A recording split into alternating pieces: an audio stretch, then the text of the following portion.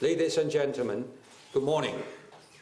Thank you for joining us at the Chinese Embassy for today's press conference about the updates of novel coronavirus situation and prevention and control measures in China. Since the outbreak of the disease, the Chinese government has taken a series of decisive and rigorous prevention and control measures.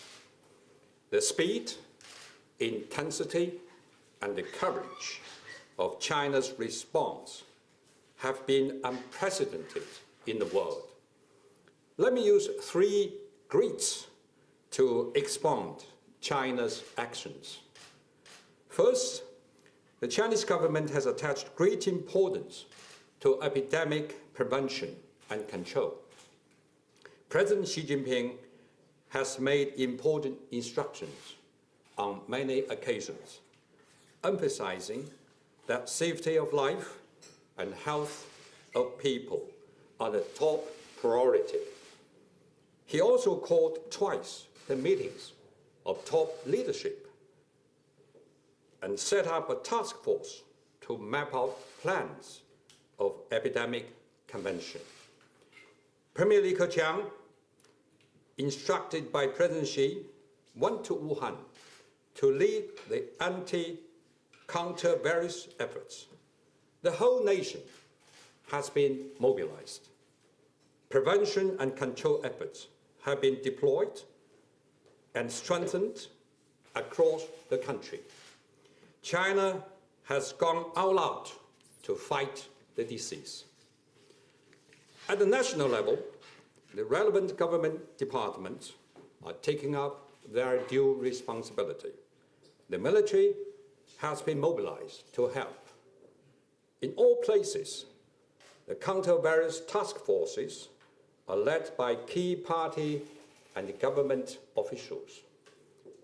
At the very forefront, at the very front line of the treatment and care, medical workers are making selfless sacrifice and showing tremendous courage. In the communities, the people stand united to wage a people's war against an invincible enemy. The vigorous measures are taking effect gradually. On the whole, the epidemic is preventable, controllable, and curable. Second, the Chinese government has demonstrated a great sense of responsibility. Since the outbreak, the Chinese government has taken the most comprehensive and strict prevention and control measures, many of which go far beyond the requirements of the international health regulation. By taking these measures, China is safeguarding the safety of life and health of not only the Chinese people, but also the people of the whole world. China is doing its best to safeguard global public health. Temporary measures of collective quarantine have been implemented in Wuhan and other places to prevent the further spread of the disease. More than 6,000 medical professionals from all over the country have arrived in Hubei province, including Wuhan. Medical supplies such as masks, hazmat suits, medicines, and daily necessities such as meat and vegetable have been transported to the affected areas without delay. Two specialized hospitals, Huoshenshan Hospital and the Leishanshan Hospital, were built in 10 days and have started to receive and treat the critically ill. I want to emphasize that although the large number of people have been affected with the virus, the mortality rate in China, which stands at 2.1%, is very low. This is much lower Then Ebola, that is 40.4%. SARS, that is 10%. MERS, that's 34.4%. And H1N1 of 2009, which is 17.4%. In the United States, more than 19 million people have fallen ill with the flu so far this season, with a death toll being 10,000. This is more serious than coronavirus infection. Currently in China, the number of cured patients is rising, and we are fully confident in beating the virus. China is also honoring its obligation. Dr. Tedros, the Director General of World Health Organization, has expressed his full confidence, expressed full recognition of China's prevention and control efforts, and spoken highly of tremendous contribution that China has made to the world in fighting the disease. He said that China is setting a new standard for outbreak response. China attaches great importance to containing potential spread of virus to other countries and regions. It has strengthened management and control on overseas traveling of Chinese citizens and called on Chinese people to take up their social responsibilities to help prevent further spread of the disease. As of February 3rd, there are 153 confirmed cases outside China, which accounted for less than 1% of all cases. This is a testament to the effectiveness of the measures that China has taken and its important contribution to preventing the spread of disease and protecting the health and safety of people of China and of the whole world. Third, the Chinese government has attached great importance to enhancing international cooperation.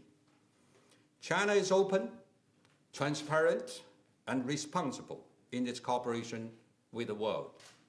First, China has shared with WHO and the relevant countries and regions of Hong Kong, Macau, and Taiwan the information about epidemic, including genetic sequence of the virus. This is highly appreciated by WHO and many countries and regions. China has also kept in close touch with many countries at a bilateral level on the prevention and control of the disease. Second, China has attached great importance to the safety of foreign nationals living in China and tried its best to address the difficulties they face by keeping them informed about epidemic through various channels, including through foreign representative institutions. As of February 2nd, 16 foreign nationals in China have been tested positive of the disease, of which 2 have been cured and 14 are under quarantine and treatment and are all in stable condition. China has also offered some countries, including the UK, assistance in evacuation of their nationals. Third, China is enhancing cooperation with the international community on research and development of vaccine. We're working together to safeguard the safety of public health around the world. In face of the epidemic, people have shown great love to each other. Government officials and people from all walks of life in many countries have expressed their sympathy, trust, and support for China. Many governments and international organizations have donated supplies for epidemic prevention and control. Here in the UK, in addition to UK government assistance, the business community, the Chinese associations, the Chinese students have donated money and supplies through various channels. A few days ago, right here at the Chinese Embassy, a donation ceremony was held, attended by more than 20 Chinese community and student associations in the UK. We've been deeply moved and greatly encouraged. We would like to express our heartfelt thanks to all those in the UK who have shown their love, their support, and their kindness. Ladies and gentlemen, the Chinese government has the firm resolve and has taken serious, vigorous measures to prevent the spread of the disease. This will continue to be the most important work. First, we'll try our best to treat the infected. Every life counts. The right to survival and health is the most basic and important human rights. Medical institutions all over China are doing their very best to increase the hospitalization rate, the cure rate, and reduce infection rate and mortality rate. Second, we'll strengthen the epidemic prevention and control efforts in key areas. By key areas, we mean Hubei province, especially Wuhan city. Prevention and control measures are being improved and strengthened in this province and city. Patients are diagnosed, reported, isolated, and treated at the most timely manner. Monitoring of the epidemic development is strengthened. The affected are treated in the specialized hospitals. The people who have a close contact with the patients are under close medical observation. All these are aimed at preventing further spread of the disease. Third, we're enhancing international cooperation on epidemic prevention and control and on scientific research. China will continue working closely with the WHO and the relevant countries and regions.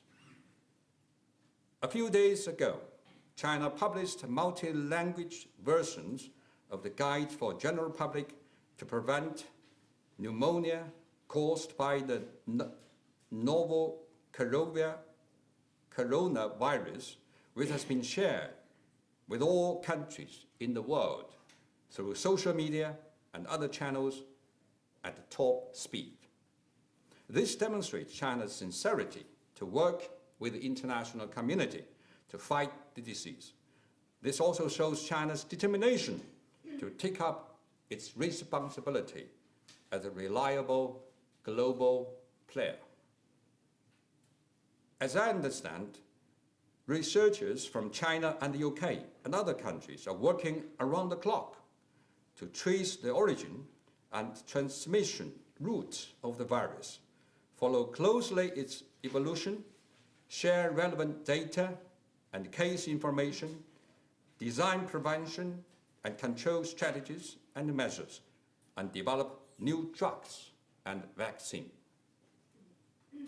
Ladies and gentlemen, it is understandable that there are concerns in the UK and the rest of the world about the epidemic.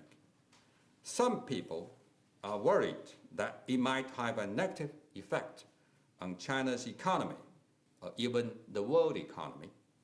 There are also overreactions by individual countries, panic among the public, and even insulting and discriminatory remarks and behavior targeting the overseas Chinese community.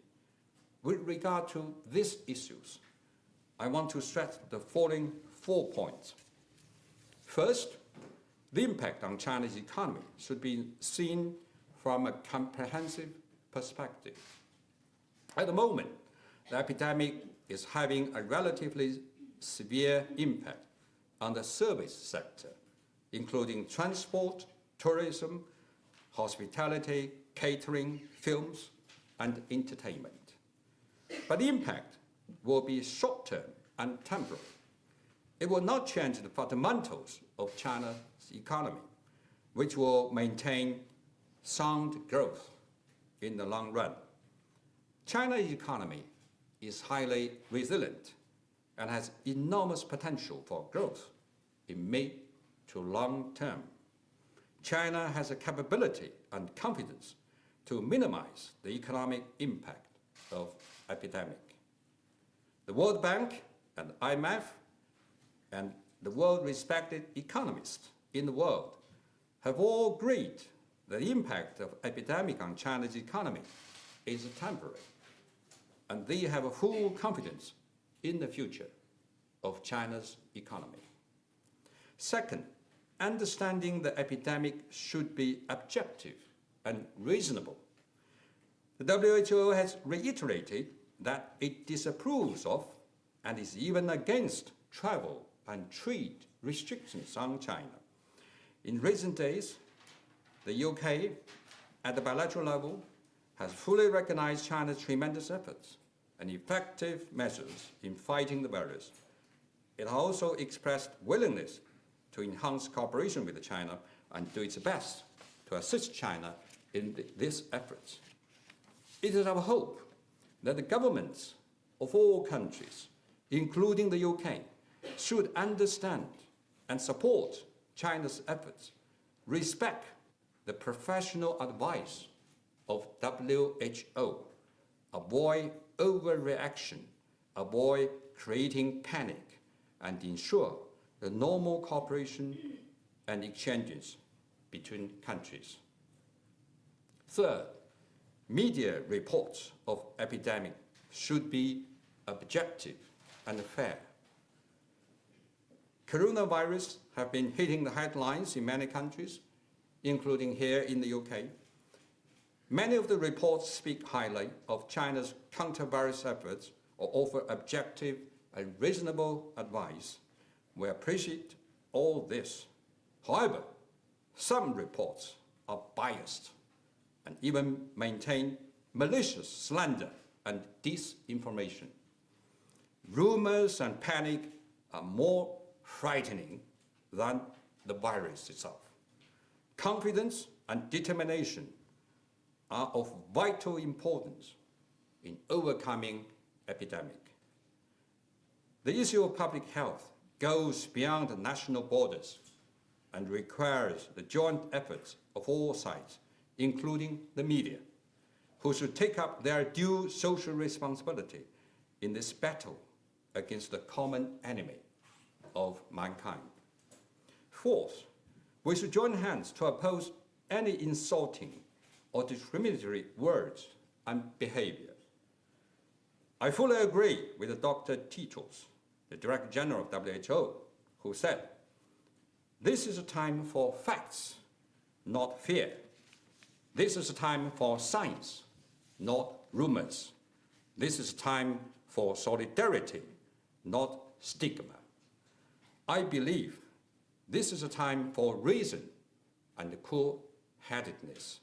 This is a time for scientific approach and reasonable response.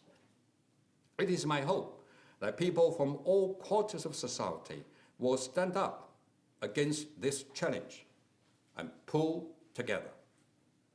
Ladies and gentlemen, a Chinese saying goes, "One people of one mind, they can move mountain tide." Mountain tide is one of the highest, biggest mountains in China. So if we are of one mind, we can move this mountain. I'm confident that under the strong leadership of the Communist Party of China and with the strength of socialism with the Chinese characteristics and the solidarity and the perseverance of the Chinese people, and with the broad support from the international community, we will beat the virus. Every time when I host a press conference, I would like to play a video clip. Today, I want to share a heartwarming clip showing how British friends old and young are standing with us to meet the challenges.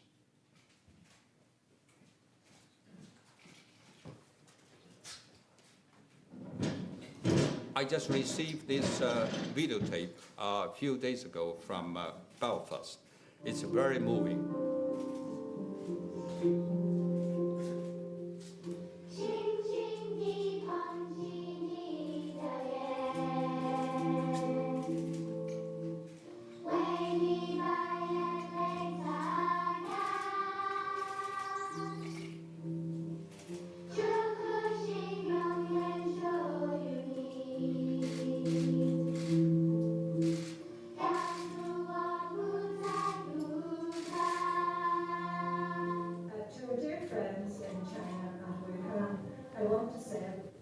Send my very best wishes to you all as you deal with this emergency. Our thoughts and prayers are with the people and the families affected by the virus, and by all of you who are working around the clock to ensure that they get the treatment that they need and that the infection is stopped from spreading any further. We stand in solidarity with you. I told my colleagues in China, I know that this is a particularly hard time. It's heartbreaking when the news is coming to us about the difficulties that you're currently facing. But you're a strong nation, you're a committed nation. You will get through this. The people in Korea, the people in Northern Ireland are behind you 100%. We believe in you, and we know that your doctors will be on top of this, and the pertinent advice given will be taken. Keep strong, really trying to do it. We would like to wish everyone in China a speedy recovery from the terrible virus that they're suffering from at the minute. We hope you all get better very soon and are back to your wonderful selves. Good luck and get well soon. Hi, my name is Monique. I just want to say a few words to you, to all the people in China. They have this horrible time now. We are still with you. We think about you. You have to be strong. You have to go, through that horrible time all together. Don't give up. They will be with you, and you will be all okay. Don't worry. We're still ready with you. Oh, Zhonghua. We in Northern Ireland send our best wishes to the people of China as they fight the coronavirus. We hope that they get better soon and that they will be able to take their place in the world again as the great country that they are. Best wishes from Northern Ireland. 中国加油，我们加油。中国加油 ，Cheer up China！ 武备加油，我们加油！武备加油，我们加油！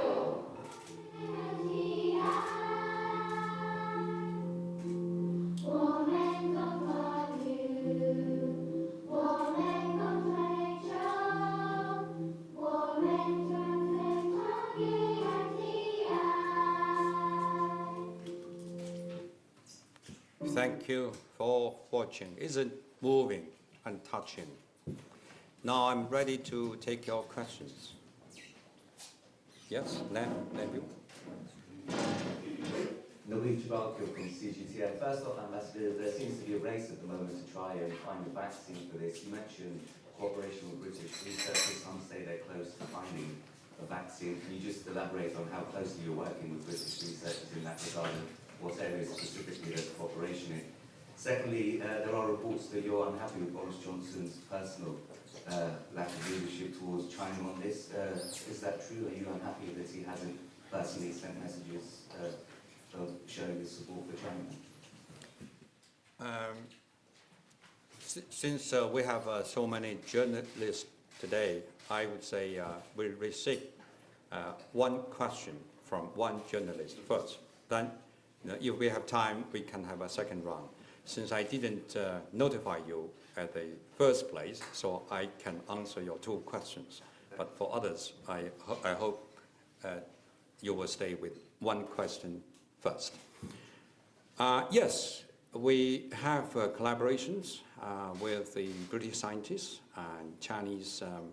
There's already some joint lab between China and UK, even before the outbreak of the disease, on some on prevention of epidemic between Chinese institutions and universities here, like Oxford, Imperial College. And now they started to work, as I said, around the clock. Now they have a target to work on the vaccine, medicine, to fight against this corona virus. So we hope that it won't be long, that they will make substantial success in their joint efforts. And the government is very supportive of their efforts, and my embassy tried our very best to facilitate the communication, the exchanges between the scientists of our two countries.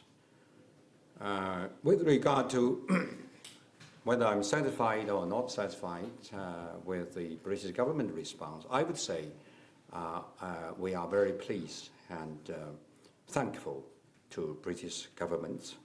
Since the outbreak, the two governments maintain very close contact.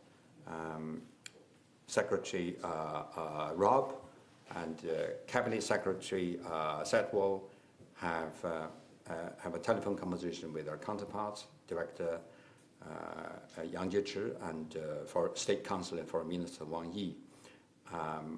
British side spoke highly of the prevention and control measures taken by China, and also offered to help, and we appreciate that. So there's, excuse me, there's no such an issue with regard to disappointment and displeasure, discontent with regard to British government response. Thank you. James, you're next.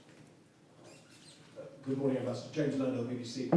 I have two questions too, but I'll put my hand up later in the press conference for maybe I'll get lucky for a second go. You spoke just now about your frustration at what you called the overreaction and panic of that had been generated by some foreign governments, and you included the UK in that. Can you be more specific? You know, what was it that you felt was an overreaction? Are you referring to the British government's warning to British nationals in China, saying, if you can, leave?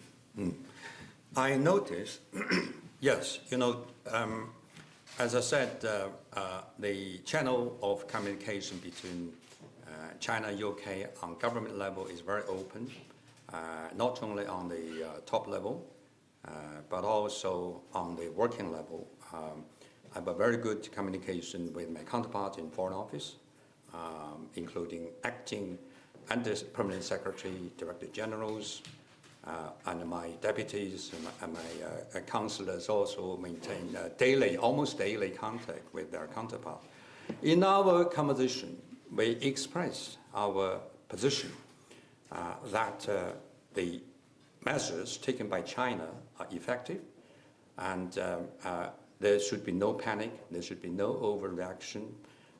We advise the British side to take the professional advice of WHO. And British side also agree with us. They said they will follow of course, they spoke highly of our efforts. They recognize the effectiveness of the measures taken by China. They also tell us they will follow WHO's advice. Seems to me the facts are not entirely square. The words does not match with the deeds. So I noticed, probably you also noticed, that Director General has spoken publicly his reservation or maybe his criticism of British government's latest advice to ask all people to leave China.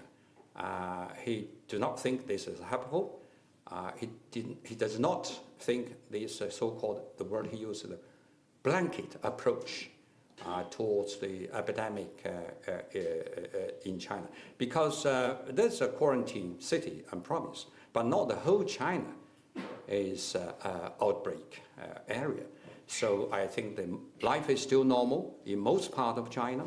And so I do say again, in private, in public, that I hope the British government and the British public should take objective, cool-headed view of what is going on in China. And I do hope that they should regard it first as a threat to the whole world. So that calls for the international effort. We should support each other rather than to weaken the other's efforts. So that is my advice. So you reserve your second question for the second round. I thought I'd be generous. I'll wait until later. Yeah, that's good. Yeah, please, I promise you. Yeah. Mm-hmm. Thank you. Simon Viger, 5 News. Mr. Ambassador, What news? 5 News. 5 News. Mr. Ambassador, you say you're very pleased with the British cooperation, that there's close contact, and yet you accuse them of overreacting. I'm not accusing. I'm just calling. I would like to see, their words will meet their actions. Well, given that close contact which you spoke about, how surprised were you when that advice was given to British nationals in China? We don't think there should be such a panic. We've been given notice before they make a formal announcement. So that's why we keep close contact. And we advise them. We don't think it is a good idea. We believe that the epidemic is controllable, preventable, and curable. And so we ask British side to take objective, cool-headed approach, and also to ensure the normal exchanges and cooperation between the two sides. That should not be interrupted. Yeah, please. Yeah, I should ask. Yeah, you. Then the two ladies. I'm sorry, ladies should first. Thank you, Ambassador. Paul Brand from ITV News. Are you concerned that if there are further cases confirmed in the UK, it will discredit everything you've just said about China's ability to contain this virus? I can't rule out that there will be new cases because this is really something we do not know well. That's why there's intensive efforts by scientists from all countries, especially between China and UK, to work together, try to find a cure, medicine, a vaccine. But so far, I give one example why we said it's curable and controllable. And so far, the cured cases is double the death cases. And also the cured cases still increasing. Just as and the whole country is mobilized, just as the President Xi said, we are racing with the time. We will try our best to get ahead of the spread, the further spread of the disease. So I think we are confident since there are about 1,200, almost 1,150 or something like that, cured cases. Of course, I know the death toll now is 562, but you compare the two. So we have more cured cases than the death cases. Thank you. Yes, Deborah. Thank you. Deborah Haynes from Sky News. There's been reports of an increase in hate crimes against Chinese students, Chinese citizens in the UK, including at universities, ever since the outbreak of this virus. What's your reaction to that? What do you think of that? I would say, in general, the public is very supportive, sympathetic with China. As we showed the video clip, it's from primary school. I receive it from this primary school, showing their solidarity with China. So I think the general public is very supportive. We appreciate that. There are some cases of hatred discrimination against Chinese nationals. First, we have raised this issue with the British government, with the police. We also issued advice, warning advice to Chinese citizens, either living here or traveling to this country, about this incident, so that they can be well protected. And also we give contact information in case, if there's such a case is occurred, they should first report to the police and get in contact with the embassy. Will provide their consular protection. We did receive some reports from campus of universities, and even in some middle school and primary school. I think there's many reasons for it. There's lack of understanding of the epidemic, and also misinformation by some of the media. I wouldn't blame you, but I think you should take up your responsibility, how to report the epidemic in a responsible, scientific way, so people would know there's nothing to worry about that. Of course, there's also some deep-seated racism in, not only in this country, but anywhere. So I think at a crisis like this, country should, stand together, and should, people should realize that we have a common enemy of mankind. We should, say no to discriminatory words and behavior. So that's why I'm calling for the public, the media, and people from all walks of life to stand together, put together against the same challenges.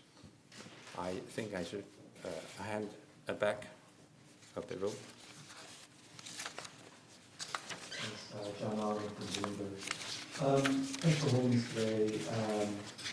So you said a few minutes ago you've made some comparisons between this outbreak of coronavirus and MERS, SARS. You also mentioned flu, and you said, I believe what you said was that this is not as serious. I'm talking about the death tolls. You compare the death toll. Yeah, right. So, are you trying to get across the message that this is not as, this is still in the very early stages of this outbreak? And is this not a message that you're portraying to people of China or to people worldwide that this is not as serious as other outbreaks? The message I'm trying to get across is that this should not be a panic. It's a disease, it's an epidemic. We attach great importance to the seriousness of this epidemic. But we believe we have a confidence, resources, capability to overcome this virus. Now, the whole nation has been mobilized from top to down, to the very grassroots level, and I show you the increase of the cured cases. That gives us a reason. And I think just yesterday, President Xi called another meeting. In that meeting, he called the medical personnel to work around the clock to make sure to reduce the death toll, increase the cured cases, so that will give people more confidence that we can win this battle. Definitely, I think we have a strong leadership. We have a strength of our system to mobilize the whole country, and we have the people united, and also we have support of the international community. Of course, I can't predict when will be the inflection point. We do hope it will come sooner, but I can't say when we'll get there. But we will certainly, on one hand, we have to depend on ourselves. The scientists, the researchers working very hard. And we also engage with the scientists, researchers of the other countries, including UK. UK has offered generous support, and UK is a leader in this epidemic prevention. So I'm pleased that we have the resources, we have the foundation, you know, the scientists of two countries started to work together long before the outbreak of this disease. So I do hope people should not be panic about it. Yes, please. Victoria McDonald from Channel 4 News. Can I just clarify something? Have you formally or informally approached the Foreign Office at any point over the past few days to ask them to review their request to British nationals to get out of China as soon as they can? Yes, we did tell them overreaction is not helpful. We asked them to take advice of WHO to, make a reasonable response. Do not overreact. Thank you. Yeah, back there, then you, please. Yeah, lady. Thank you very much. Emma Graham Harrison from The Guardian. I just wanted to ask about the situation in Hubei and Wuhan in particular. You said that obviously no one knows when the inflection point will be. It's already been nearly 2 weeks now of quarantine of the city. There's obviously a lot of people there who aren't able to go to work, who aren't able to get money. Is this quarantine indefinite? And is the Chinese government planning measures to support people who are inevitably going to run out of money? And the other reports that we're hearing from Wuhan about that infection point, there's a lot of people who are saying that they are not able to get testing kits, that they have relatives who are showing all the symptoms, but the hospitals are so overwhelmed, obviously it is a crisis as you said, that they are just not able to get tested. How confident are you that you are picking up all of the cases, or even the majority of the cases? Definitely the quarantine cannot be permanent. But currently it's still necessary. As I said, the government has gone all out to take actions. And also, it's a comprehensive approach. So that's why I'm saying the whole nation has been mobilized, not only medical staff. Medical staff are on the very front line of giving treatment to the critically ill and the people who need med care, but also, the logistic department, transportation department. I think this every day. I think The Guardian, you have a journalist based in. Do you have a journalist based in Beijing? Yeah, we have a journalist in Beijing, not in Wuhan. Seems to me he's not doing a very good job. This is not critical of his reporting. The departments concerned give daily briefing these days. I even follow what is going on closely, but of course my focus to engage with the British government to coordinate other efforts. The transportation, Minister of Transportation, Minister of Custom, the Custom Inspector General, and the Minister of Industry give all the briefings about the supply, as I said, supply of basic needs, food, vegetables, and I think there shouldn't be a panic with regard to this. And people, I can't say enjoy normal life, but their daily necessities are guaranteed. And the President and Premier, both of them put emphasis that as I said, the safety of health, safety of life and health are top priority of the government. So this not only referring to the people who are ill, but also to the people who are not infected. So we have to make sure that they are insured with the daily necessities. Of course, it will take some time. The quarantine effort really has been showed effectiveness to prevent a further spread of this disease. It's necessary. It has been spoken highly, this message by WHO. You talk about some complaints. And I think it's understandable. You know, this outbreak of disease come so unprepared. It's a crisis, I would say. So you know, people in general, I think the central government adopt very effective response on the grassroots, on the local level. You know, though I would say local level has also been mobilized, but it will take time for people to understand the nature, understand the urgency. I think they all get to know now, but I don't think, you know, I can't say China is prepared for this outbreak. You know, we don't have enough beds, hospitals, that's for sure. So that's why we have built the 2 emergency hospitals just within 10 days. I don't think other country can do this. But we tried our best to take as many patients as possible.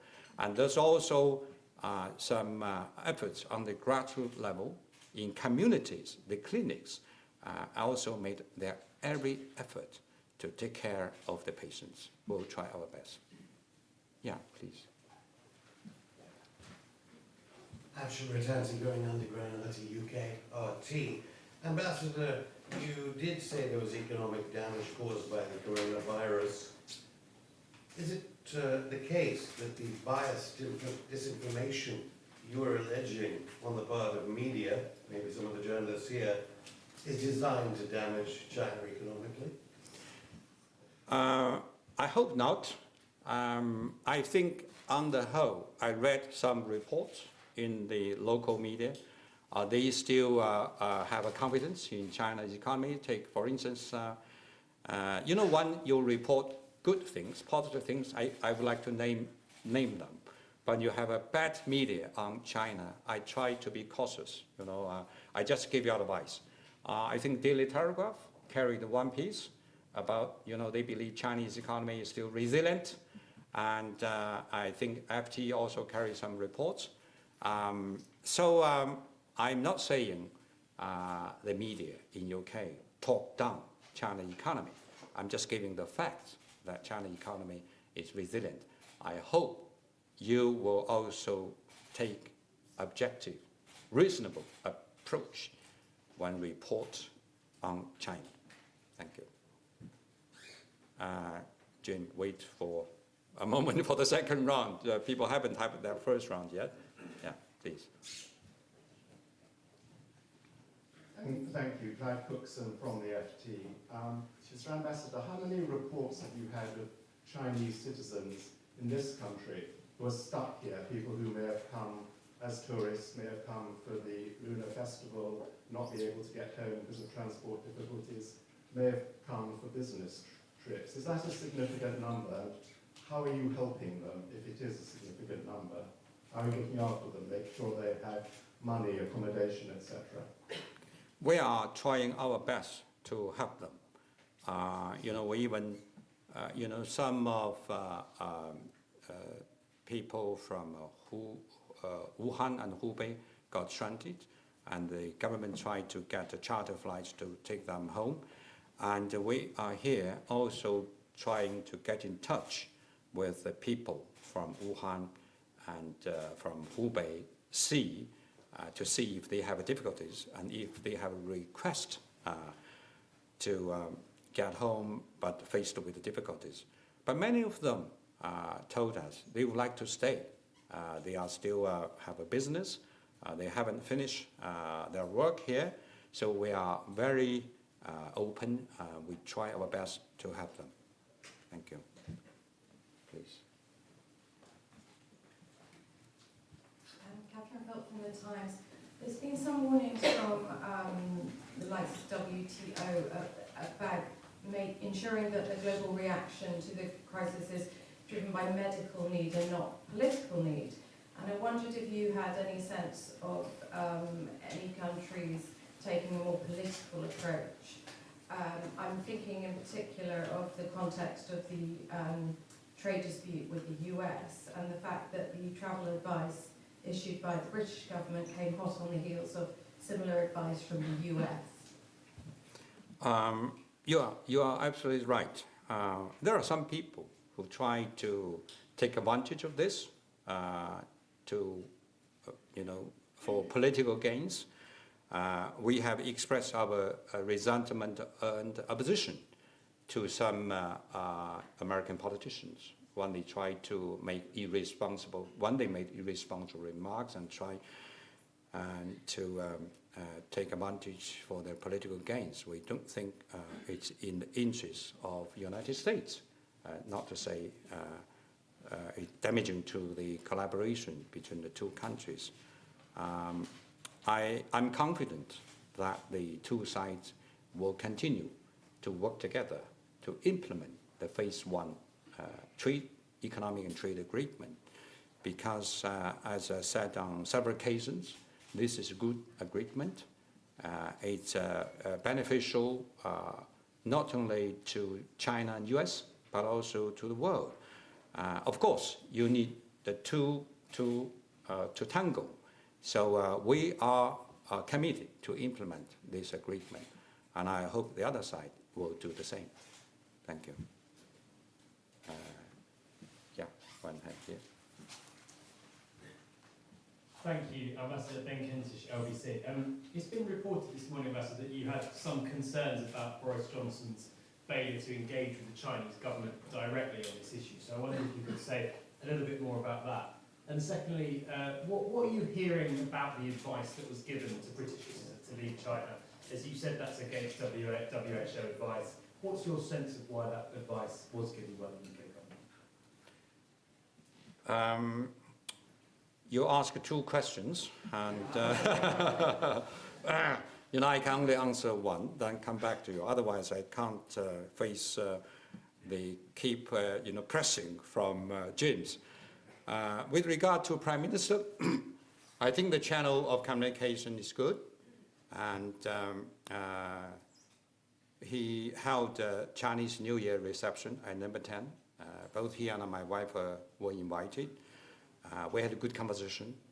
I conveyed the greetings from President and Premier.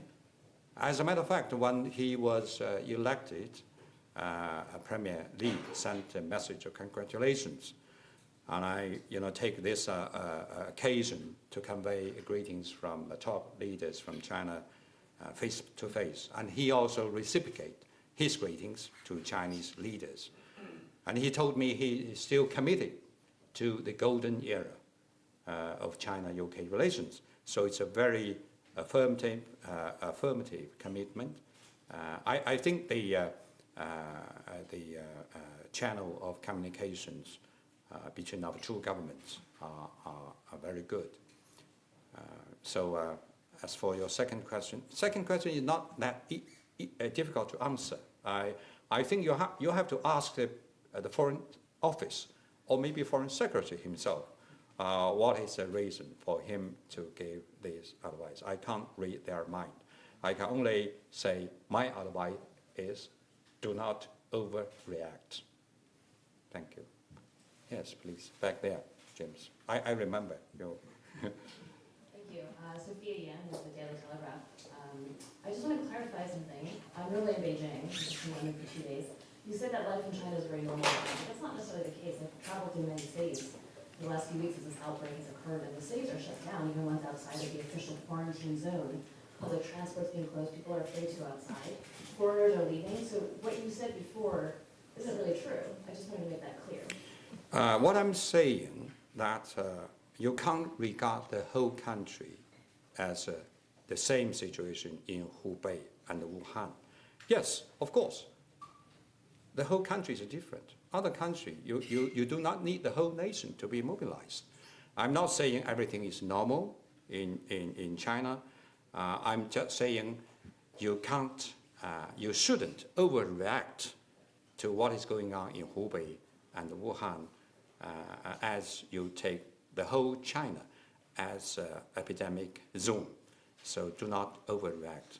That is what I'm saying. I understand what you're saying, but you say that to the rest of the world. What are you saying to your people at home? They are overreacting. They're very worried about what's going on. I've interviewed people who have died, who their family members have died within days of the onset of symptoms. They were never tested for the coronavirus, and thus weren't included in the official count. So how confident are you that these numbers that are coming out from the National Health Commission are indeed, in fact, capturing all the cases that could be out there? You know, there are other outlets, The Guardian, for instance. My advice to you is to stay with official figures. Do not believe in rumors. Do not spread rumors. Do not spread panic. I think this is a time, as I said in my presentation, time for cool-headedness, not to be panic, to be responsible. And also, my advice to you are from Daily Telegraph, right? It's okay. You focus on individual cases, but do not miss the big picture. When you miss the big picture, you do not know what is the real situation in China. That is my piece of advice to you.